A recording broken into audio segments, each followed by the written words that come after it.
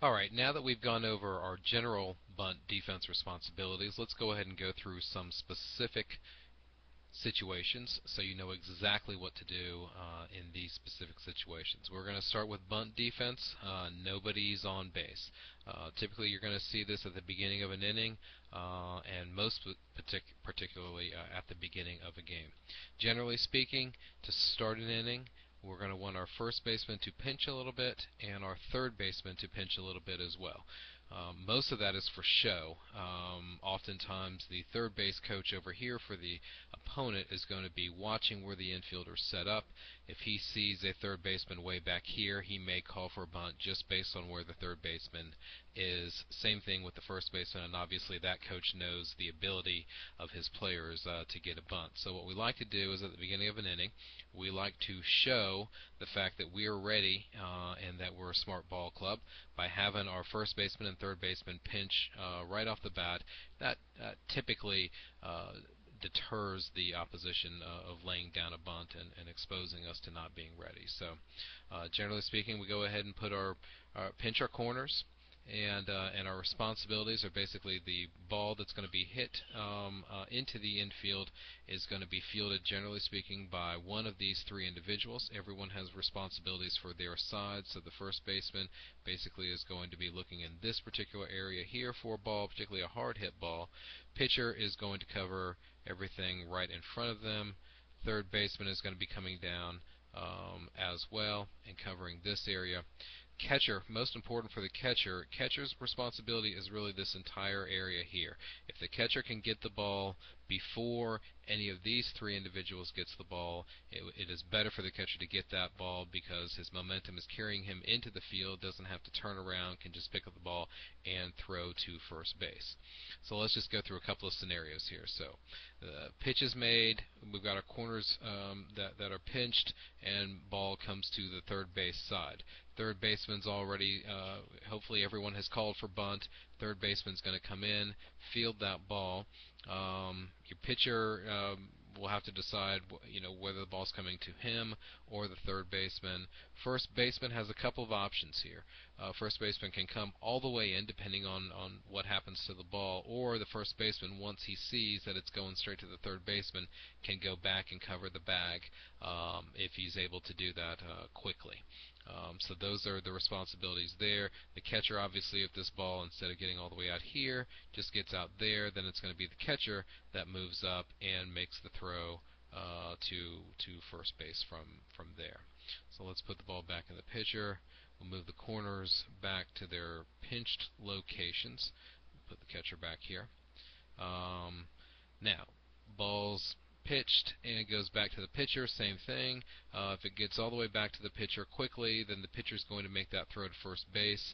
The first baseman again will make a decision as to whether he needs to come all the way in, or if he sees it's very obvious after the first step that the pitcher is going to field the ball cleanly, then the first baseman has the option of going back to first base. What the first baseman does will dictate ultimately what the second baseman does.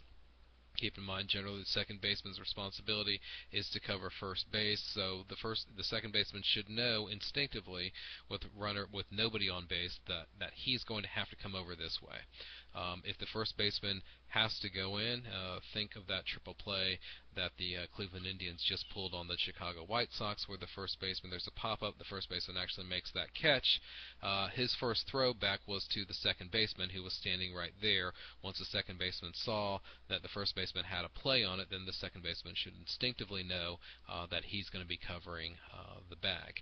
If for some reason the ball's hit, and in this scenario the ball is pitched and bunted directly back to the pitcher pretty quickly, first baseman takes a step in, realizes that he's not going to be needed to make a play. He can come back to first base here, and the second baseman, instead of coming to the bag, would be coming over to back up a throw here.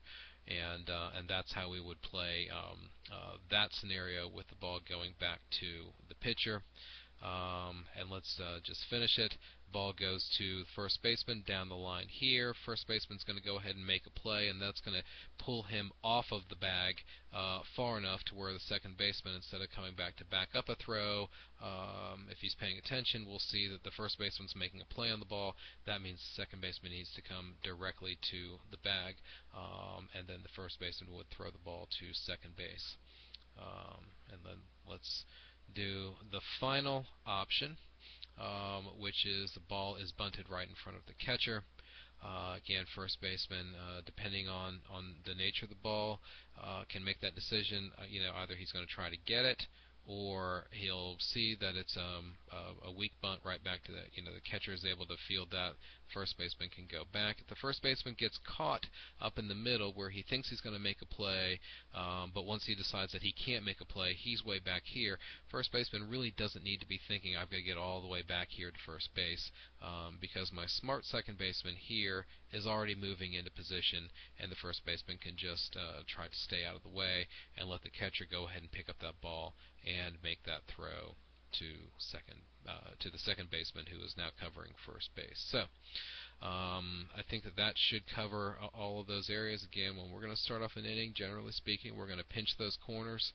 That will deter the opponents from bunting in the first place, and hopefully we won't have any of that going on.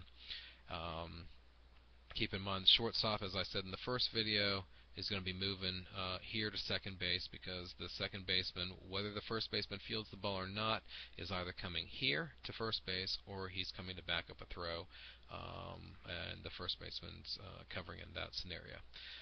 As I said in the first video, right fielder is going to slide down looking for a bad throw. Center fielder just watching where the ball's going, and if for some reason there's a bobble back here, you're going to be looking for a throw to second that may be overthrown or wild. Same thing with the left fielder. Go ahead and get yourself in position to where if a play ends up getting made, there's a bobble back here or something happens, the second baseman now has it, you've got this runner who's now at first, maybe going to second base, get that left fielder in line to make a throw there. Okay, so that is the situation with bunt defense and nobody on.